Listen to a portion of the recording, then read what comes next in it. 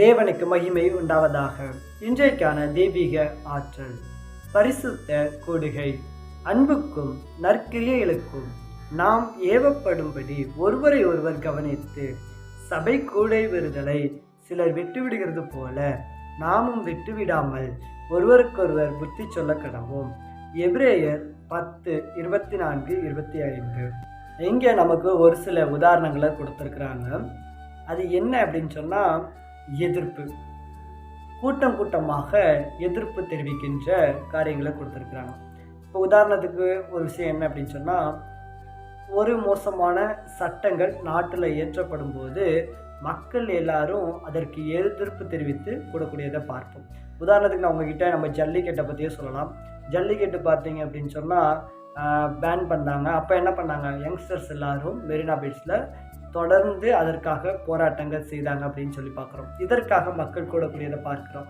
இந்த வெளிநாடுகளில் பார்த்தீங்க அப்படின்னு சொன்னால் கருப்பினர்களுக்கு நீதி கிடைக்கணுன்றதுக்காக கூடியிருக்கிறாங்க.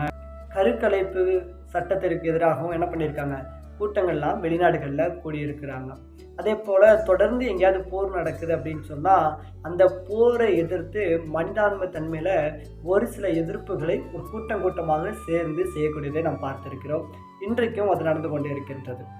அதே போல் சற்று வேதாகமத்தோடு நம்ம ஒப்பிட்டு பார்த்தோம் என்று சொன்னால், வேதாகமும் சபை கூடி வருதலை ஆதரிக்கிறது, ஊக்குவிக்கிறது அப்படின்னு சொல்லி பார்க்கிறோம். அது எந்த வகையிலும் ஒரு போராட்டமாகவோ அல்லது எதிர்ப்பு தெரிவிக்கின்ற வண்ணமாகவோ இருந்துவிடக்கூடாது என்பதை சபை போதித்து வருகின்றது. இந்த சபை கூடுதல் தேவனை நாம் தொழுவதற்கும் வந்திருக்கிற சக மனிதர்களோடு நாம் ஐக்கியமாகவும் இருப்பதற்காக தான் இந்த சபை கூடுதலை தேவன் அங்கீகரித்து அதை அனுமதித்தார் என்று சொல்லி பார்க்கிறோம்.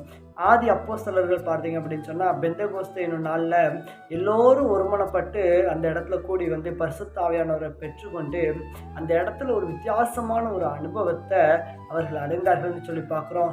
அந்த நாளில் 3000 பேர் ரட்சிக்கப்பட்டார்கள், ஞானஸ்தானம் பெற்றார்கள் என்று சொல்லி பார்க்கிறோம். இன்றைக்கு அந்த சம்பவத்தை ஒட்டி பார்த்தோம் என்று சொன்னால், இன்னைக்கு அப்படி ஒருமனப்பட்டு சபைக்கு வருகிறோமா என்று சொன்னால் ஒரு கேள்விக்குறியாக இருக்கிறது. உண்மையிலேயும் தேவனை தொல்லதான் வருகிறனா என்று சொன்னால் கேள்வியாகத்தான் இருக்கிறது. அதனால தான் நம்முடைய சபைகளில் எழுப்புதல் இன்றைக்கு நடைபெறுவதில்லை என்பதுதான் ஒரு நிதர்சனமான ஒரு உண்மையாக இருக்கிறது. கிறிஸ்தவர்கள் ஒன்றுபடுவதற்கு கூடுவதற்கு ஒரு முக்கியமான ஒரு காரணம் என்ன அப்படின்னு சொன்னால், நாம் தேவனை தொழுவதாகும். தொழுகை செய்வதற்காக நாம் கூடுகிறோம். அது நம்மளுடைய விசுவாசத்தை அடையாளப்படுத்தி காண்பிக்கக்கூடிய ஒன்றாக இருக்கிறது. நாம் அந்தகாரத்தில் நின்று தன்னுடைய ஆச்சரியமான ஒளியின் இடத்துல நம்ம என்ன பண்ணப்பட்டிருக்கோம், கொண்டு வரப்பட்டிருக்கோம். பரிசுத்த ஜாதியாகவும் ராஜரீக ஆசாரிய கூட்டமாயும் அவருக்கு சொந்த ஜனமாயும் இருக்கிறோம். இது எதற்கு அடையாளம் அப்படின்னு சொன்னால், பரிசுத்தமான ஒரு கூடுகைக்கு ஒரு அடையாளமாக தேவன் தம்முடைய ஜனத்தை தெரிந்து கொண்டதற்கான ஒரு அடையாளமாக இருக்கிறது. நாம் கூடும் பொழுது தேவனை பிரதிபலிக்கக்கூடிய பிள்ளைகளாக இருக்க வேண்டும். சபையில் நம்ம அனைவரோடு கூட மன ஒப்புரவோடு இருக்கும்போது அது கிறிஸ்துவின் குணத்தை வெளிப்படுத்தக்கூடிய ஒன்றாக இருக்கிறது. இப்படி நம்ம ஒன்றாக கூடி வருவதனால நம்மளிடத்துல, அதாவது கூட இருக்கிற சக விசுவாசிகளோடு உறவுகள் மேம்படும். அதே போல அநேகருக்கு சாட்சிகளாக இருப்பதற்கும் அது உதவி செய்கிறது, அதை ஊக்குவிக்கிறது.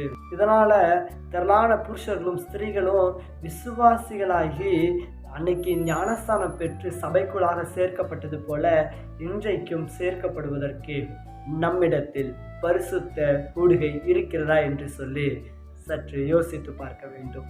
இன்றைய கிறிஸ்தவ சபைகளிலும் சமுதாய வட்டாரங்களிலும் எதிர்ப்பினை ஆவிகளும் பிரிவினையின் ஆவிகளும் நிலவி கொண்டிருக்கின்றது. சத்தியத்தை தேடாதபடிக்கு தன்னுடைய காதுகளை விலக்கி கொண்டு ஓடக்கூடிய கிறிஸ்தவர்களாக இன்று அநேகர் இருப்பதனால அநேக சபைகளுக்குள்ளாக பலவிதமான குழப்பங்கள் நிலவி கொண்டிருக்கிறது. போதகருக்கு விரோதமான விசுவாசிகளும் விசுவாசிகளுக்கு விரோதமான போதகர்களும் செயல்பட்டு கொண்டிருக்கிறார்கள். அதனால பிரிவினைகள் அநேகம் காணப்படுகிறது. அதனால் தான் குடும்பங்கள் சீர்கெட்டு போய் கொண்டிருக்கிறது. நம்மிடத்துல ஒப்புரதல் ஆவியையும் மன்னிக்கின்ற ஆவியையும் நாம் பெற்றுக்கொண்டோம் என்று சொன்னால் நிச்சயமாக நாம் ஆசீர்வாதமாக இருப்பதற்கு தேவன் உதவி செய்வார். இப்படிப்பட்ட ஆசீர்வாதங்களை அவர் கொடுப்பதற்கும் ஆயத்தமாக இருக்கிறார் என்பதை உணர்ந்து செயல்படுவோம். கிறிஸ்துவில் வளருதல் என்பது ஒரு சின்ன எடுத்தோனே நடக்கக்கூடிய ஒரு விஷயம் இல்லைங்க. தினம் தினம் அவர் கூட நம்ம போராடி ஜெபத்தினால நம்ம என்ன பண்ணணும், ஒப்புரவாகுவதன் மூலமாக மட்டுமே நாம் கிறிஸ்துக்குள்ளாக வளர்ந்து அநேகருக்கு கனித்தரக்கூடிய பிள்ளைகளாக மாறுவதற்கு பரலோகம் நமக்கு உதவி செய்யக்கூடியதாக இருக்கிறது. அப்படிப்பட்ட அந்த பரலோக உதவியை பெற்றுக்கொள்வதற்கு நம்மை நாம் தாழ்த்துவோம், தேவனை மகிமைப்படுத்துவோம். தேவன் உங்களை ஆசீர்வதிப்பாராக. ஆமென்.